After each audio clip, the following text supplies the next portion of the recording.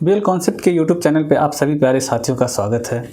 दोस्तों, आज हम लोग हिंदी ग्रामर का वर्णमाला टॉपिक स्टार्ट करेंगे, जो सभी प्रतियोगी परीक्षाओं के लिए महत्वपूर्ण भूमिका निभाता है। कोई भी एग्ज़ाम होता है, अगर हिंदी ग्रामर से अगर वर्णमाला टॉपिक दिया है तो उसमें निश्चित रूप से इसकी भूमिका बहुत बेहतर तरीके से होती है। और ये जो हम टॉपिक स्टार्ट करें वर्णमाला, आप लोग इसमें देखेंगे कि बहुत सारी चीज़ें आप लोगों को नई मिलेंगी।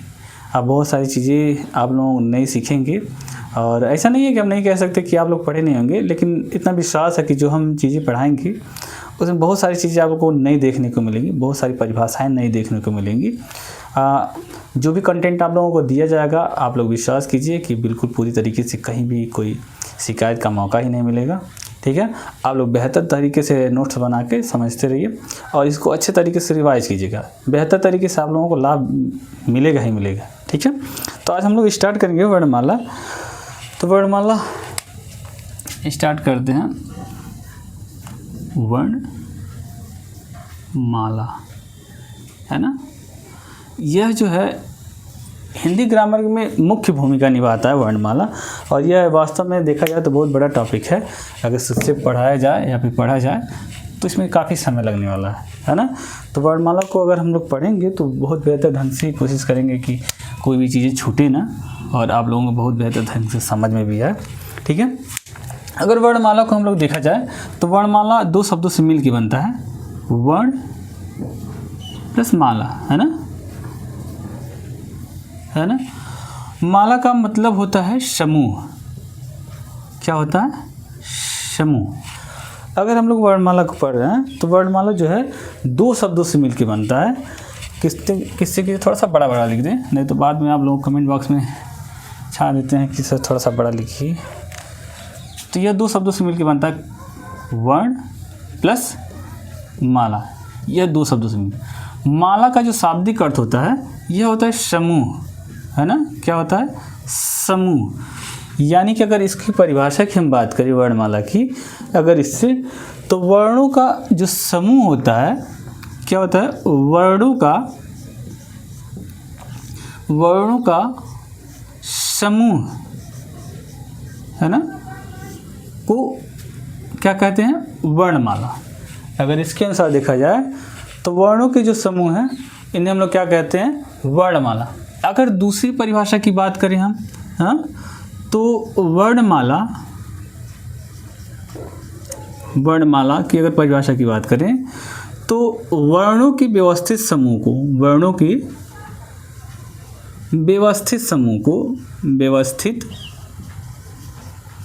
व्यवस्थित समूह को वर्णमाला कहेंगे, है ना। वर्णों के व्यवस्थित समूह को वर्णमाला कहेंगे, है ना। इतना चीज़ें क्लियर हुआ। और अगर और शुद्ध रूप में दिया जाए तो वर्णों के क्रमबद्ध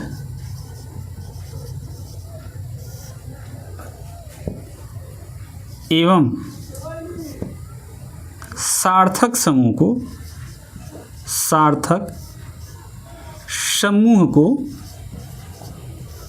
वर्णमाला कहेंगे। को क्रमबद्ध एवं सार्थक समूह को वर्णमाला कहेंगे, माला कहते हैं। क्लियर इतना? यानी कि वर्णमाला वर्णों के क्रमबद्ध एवं सार्थक समूह को वर्णमाला कहते हैं ना।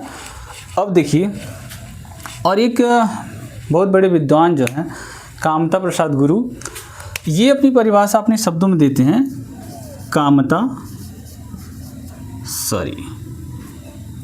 ये हैं पंडित कामता प्रसाद गुरु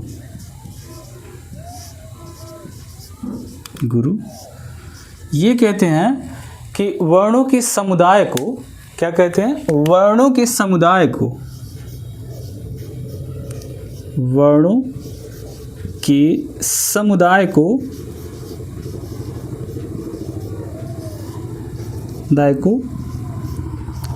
वर्णमाला कहते हैं। वर्णमाला कहते हैं। ये देखिए इनके अनुसार ये परिभाषा है वर्णमाला की कि वर्णों के समुदाय को क्या कहते हैं, वर्णमाला कहते हैं, है ना, क्लियर। अब देखिए ये हिंदी वर्णमाला में कामता प्रसाद गुरु जो मानते हैं कि हिंदी वर्णमाला में वर्णों की संख्या जो है, वर्णों की संख्या कितना माने हैं, वर्णों की संख्या यह कुल 43 माने हैं। कितना माने, 43 वर्ण माने। इनके अनुसार जो हिंदी वर्णमाला में है वर्णों की कुल कितनी संख्या है, 43 है, 43 है। इतना क्लियर है। अब सुनिए, वर्णमाला में सबसे महत्वपूर्ण भूमिका जो है अक्षर और वर्ण से संबंधित है कि अक्षर किसे कहेंगे व वर्ण में हम अंतर समझेंगे। अंतर कहने के लिए तो अक्षर और वर्ण समानार्थी शब्द हैं, अक्षर और वर्ण को हम लोग एक ही मान सकते हैं, लेकिन इसमें मामूली सा अंतर होता है। क्या अंतर होता है कि अक्षर हम किसे कहेंगे, अक्षर, अगर अक्षर की हम बात करें तो अक्षर वे ध्वनियाँ हैं जो मुख से निकलकर, अक्षर वे ध्वनियाँ हैं जो मुख से निकलकर ब्रह्मांड में या फिर आकाश में व्याप्त हो जाती हैं, उन्हें हम लोग क्या कहते हैं, अक्षर कहते हैं। अक्षर वे ध्वनियाँ, आप लोग लिखते चलेंगे, नोट्स बनाते चलेंगे ना, कि वे ध्वनियाँ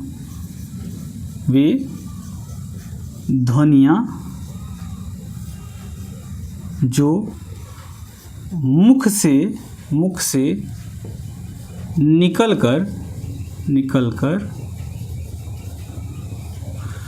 ब्रह्मांड में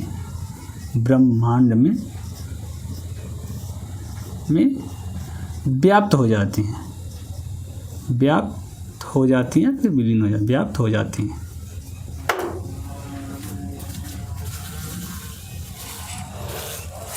इन्हें हम लोग क्या कहेंगे, अक्षर कहेंगे। क्लियर। यानी कि वे ध्वनियाँ जो मुख से निकलकर ब्रह्मांड में व्याप्त हो जाती हैं उन्हें हम अक्षर कहेंगे। ठीक, इतना क्लियर हुआ। यही कामता प्रसाद गुरु क्या कहते हैं, इनके द्वारा कामता प्रसाद गुरु जो अक्षर को परिभाषित करते हैं, ये क्या कहते हैं, वह छोटी से छोटी इकाई अक्षर है, वह छोटी से छोटी इकाई अक्षर है जिसका उच्चारण वायु के एक झटके से होता है। क्या कहते हैं, वह छोटी से छोटी इकाई है जिसका उच्चारण वायु के एक झटके से होता है, उन्हें हम लोग क्या कहेंगे, अक्षर कहेंगे। तो लिखेंगे अक्षर की परिभाषा पंडित कामता प्रसाद गुरु के अनुसार अक्षर वह छोटी से छोटी इकाई है, छोटी से छोटी इकाई है जिसका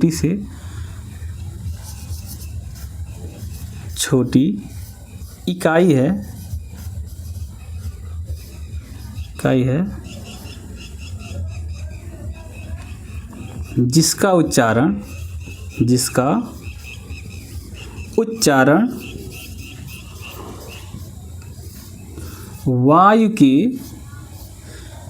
के एक झटके से होता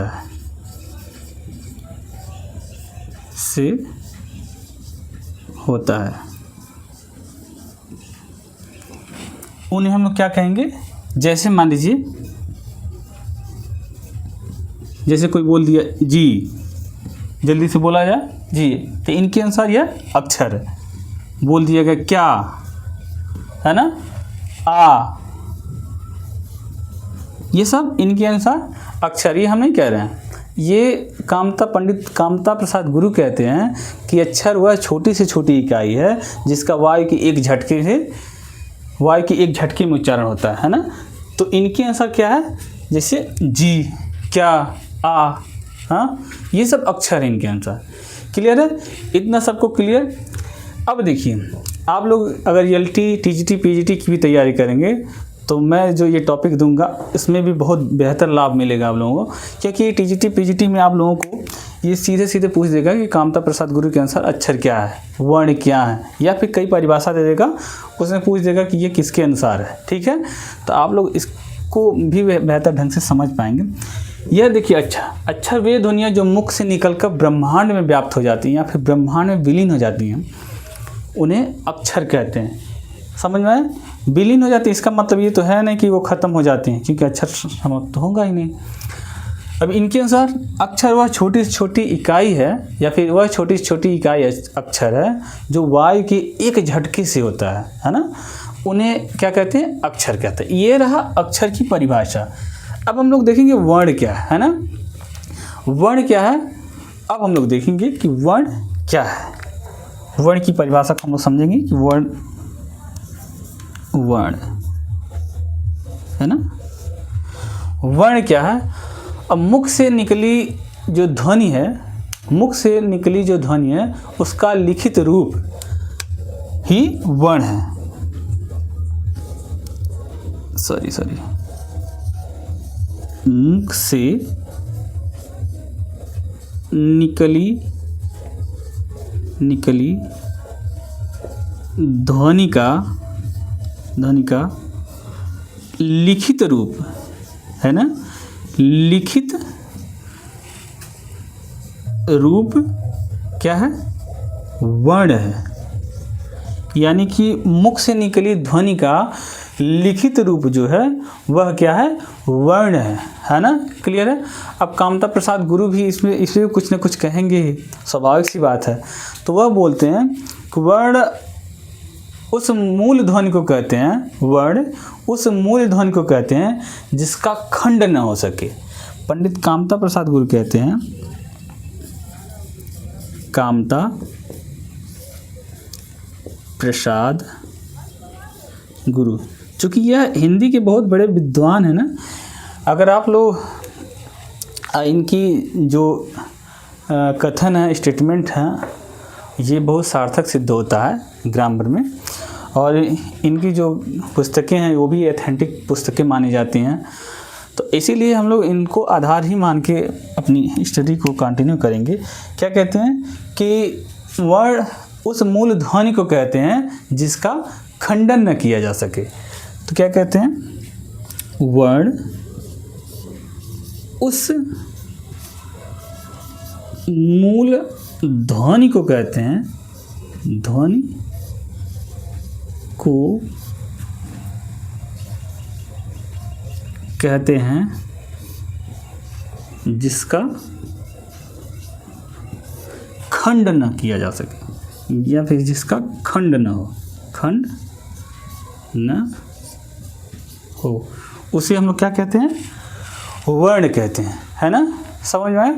इतना सबको समझ आया। मुख से निकली ध्वनि का लिखित रूप वर्ण होता है और वर्ण उस मूल ध्वनि को कहते हैं जिसका खंड न किया जा सके। इतना क्लियर है? इतना क्लियर है? अब देखिए, एक और विद्वान है किशोरी दास वाजपेयी। वह क्या कहते हैं? सुना, दिखाई दे रहा है क्या? हाँ, दिखाई दे रहा है। किशोरी दास वाजपेयी क्या कहते हैं वर्ण के बारे में? किशोरी दास वाजपेयी यह कहते हैं कि वह छोटी से छोटी ध्वनि, वर्ण वह छोटी से छोटी ध्वनि है जो कान का विषय है। क्या कहते हैं? वर्ण वह छोटी से छोटी, वर्ण क्या है? वह छोटी से छोटी ध्वनि है, ध्वनि है जो कान का विषय है, जो कान का विषय है और जिसके टुकड़े नहीं हो सकते हैं, और जिसके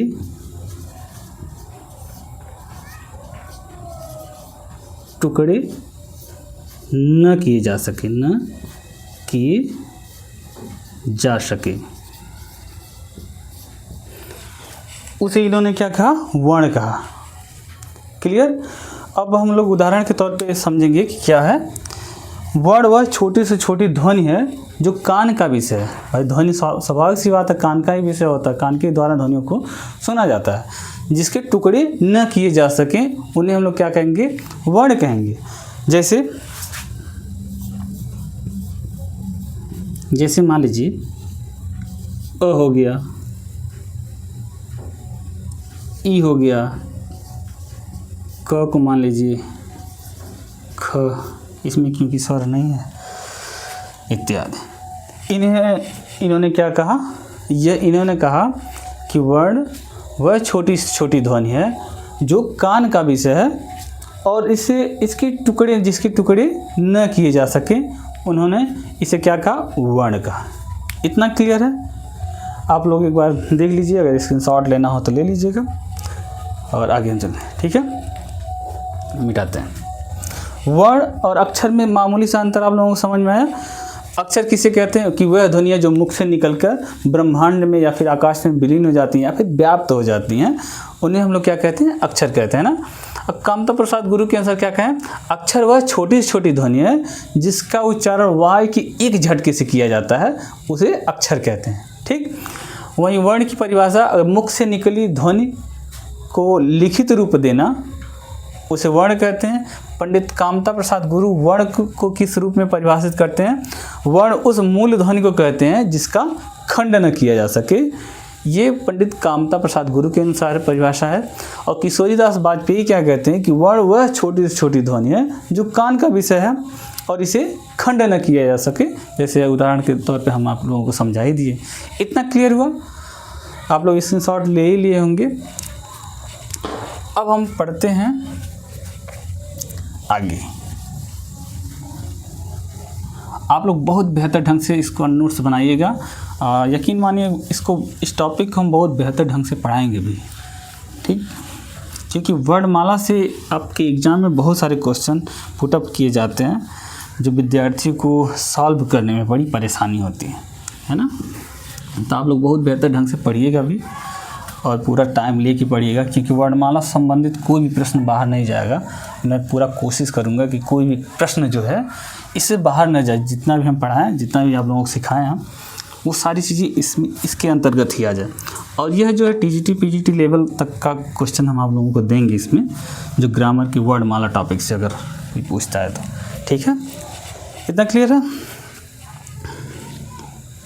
अब देखिए, अब हम कुछ टॉपिक को वर्णमाला, अक्षर वर्णमाला हो ही गया। अब देखिए कुछ चीज़ें लिख लीजिए कि भाषा की सबसे छोटी लिखित रूप क्या है? भाषा की सबसे छोटी, भाषा की सबसे छोटी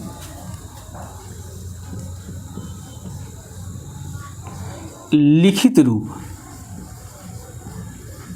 लिखित इकाई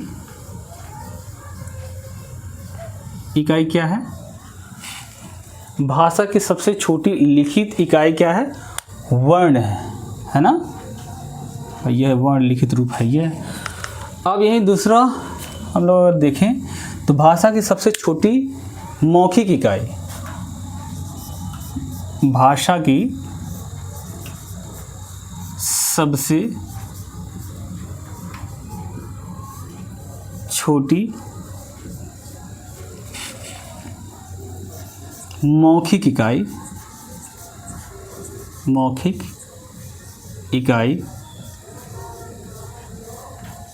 क्या है? भाषा की सबसे छोटी मौखिक इकाई क्या है? यह है, आप लोग पढ़ेंगे, जानते हैं, ध्वनि है ना। ये मौखिक इकाई होती है। इतना आप लोगों को समझ में आया? दिखाई दे रहा है? हाँ, बिल्कुल दिखाई दे रहा। अच्छा, वर्णमाला में सॉरी, इस पेन का यूज करते हैं। वर्णमाला में अब वर्णों की कुल संख्या कितनी हो गई है? 53 हो गई है। कितना हो गई है? 53 हो गई है। पहले कितना था? 52। अगर मान लीजिए ऑप्शन में 53 ना हो तो आप लोग 52 ही लगाएंगे ना, ठीक है। अगर 52 और 53 दोनों दिया हो तो ऑप्शन में आप लोग उत्तर के परिप्रेक्ष्य में आप लोग 53 लगाएंगे। क्लियर? अब सुनिए, 53वां वर्ण कौन सा है? 53वां वर्ण कौन सा है? इसे इस रूप में लिखा जाता है ना, यह 53वां वर्ण है। इसको ही इसे अगस्त 2024 में क्या हुआ? अगस्त 2024 में भारत सरकार की हिंदी समिति द्वारा वर्णमाला को संशोधित करते हुए इसे विशिष्ट वर्ण में शामिल किया गया है ना। तो हम लोग अगर लिखें, आप लोग नोट्स बना ही रहे हैं, तो अगस्त 2024 में, अगस्त 2024 में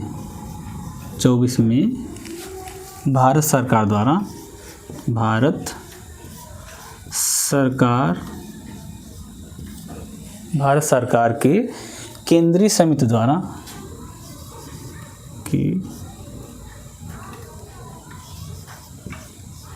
केंद्रीय समिति द्वारा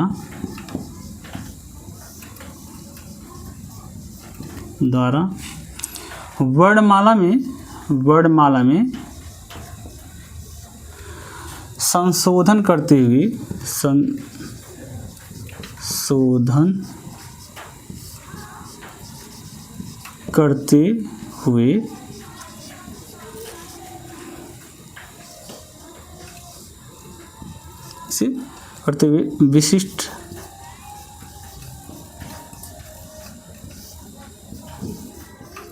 विशिष्ट वर्ण की संज्ञा विशिष्ट वर्ण में शामिल किया गया,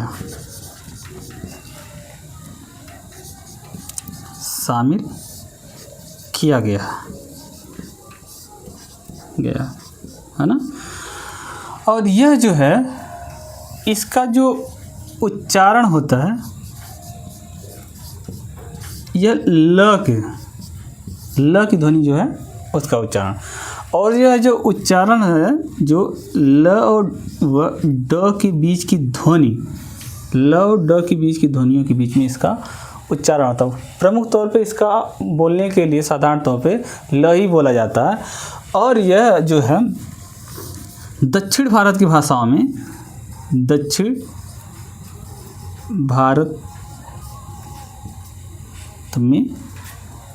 भारत में इसका प्रयोग अधिकांशतः होता है। इसका उपयोग होता है। जैसे मान लीजिए राजस्थान,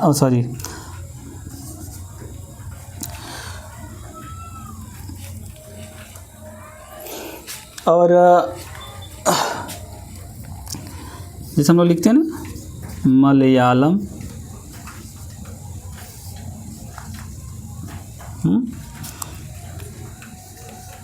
तेलुगु, देखते हुए कहीं कहीं लिखा होगा तेलुगु,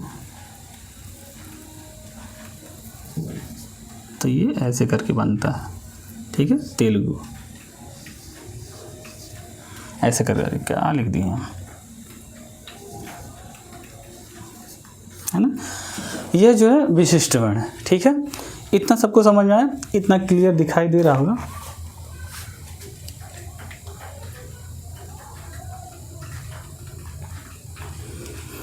तो यह एक छोटा सा इंट्रोडक्शन पार्ट रहा वर्णमाला का, और नेक्स्ट वीडियो में और भी अच्छी सी चीज़ें जो आप लोगों ने बहुत मुश्किल तरीक़ों से, अगर कोई बहुत गहन अध्ययन किया होगा, बहुत किताबों का अध्ययन किया होगा, तो वो सारी चीज़ें मिलेंगी जो अगले वाली वीडियो हम बताएंगे। यकीन मानिए कि आप लोगों को कुछ ना कुछ ज़रूर नया मिलेगा, जो आप लोग बहुत सारी किताबों में नहीं पाएंगे, क्योंकि ये जो कंटेंट हम दे रहे हैं बहुत सारी किताबों का मिक्स है। अब बहुत सारी किताबों को खंगार के ये टॉपिक निकाला गया है, ये इसका कंटेंट हम देंगे, ठीक है। तो आप लोग पूरा विश्वास के साथ इस टॉपिक को पढ़िएगा, और आप लोग परीक्षा के लिए ये निश्चित रूप से उपयोगी सिद्ध होगा जो मेरे द्वारा दिया जाएगा। ठीक है, धन्यवाद।